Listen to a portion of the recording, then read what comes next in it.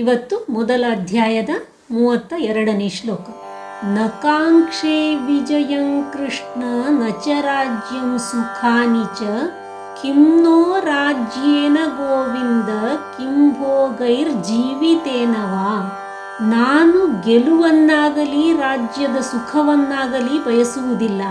ಅಂತಹ ರಾಜ್ಯದಿಂದ ಭೋಗಗಳಿಂದ ಬದುಕಿಯೂ ಏನು ಪ್ರಯೋಜನ ಅಂತ ಅರ್ಜುನನು ಕೃಷ್ಣನ ಹತ್ರ ಹೇಳುವಂಥದ್ದು.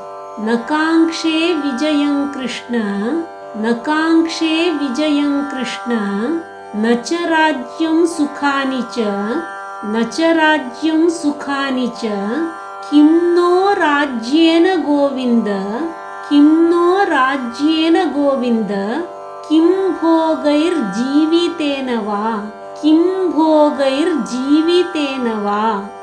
ನ ಕಾಂಕ್ಷೆ ವಿಜಯಂ ಕೃಷ್ಣ ನ ಚ ರಾಜ್ಯಂ ಸುಖಾನಿ ಚ ನ ಕಾಂಕ್ಷೆ ವಿಜಯಂ ಕೃಷ್ಣ ನ ಚ ರಾಜ್ಯಂ ಸುಖಾನಿ ಚ ಕಿಂ ನೋ ರಾಜ್ಯೇನ ಗೋವಿಂದ ಕಿಂ ಭೋಗೈರ್ಜೀವಿತೇನ ವಾ ಕಿಂ ನೋ ರಾಜ್ಯೇನ ಗೋವಿಂದ ಕಿಂ ಭೋಗೈರ್ಜೀವಿತೇನ ವಾ.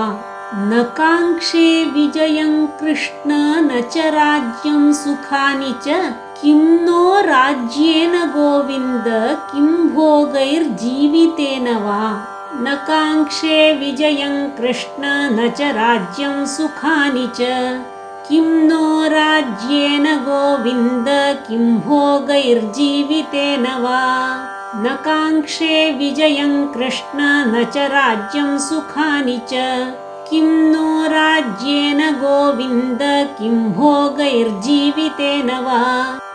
ನ ಕಾಂಕ್ಷೆ ವಿಜಯಂ ಕೃಷ್ಣ ನ ಚ ರಾಜ್ಯಂ ಸುಖಾನಿ ಚ ಕಿಂ ನೋ ರಾಜ್ಯೇನ ಗೋವಿಂದ ಕಿಂ ಭೋಗೈರ್ಜೀವಿತೇನ ವಾ.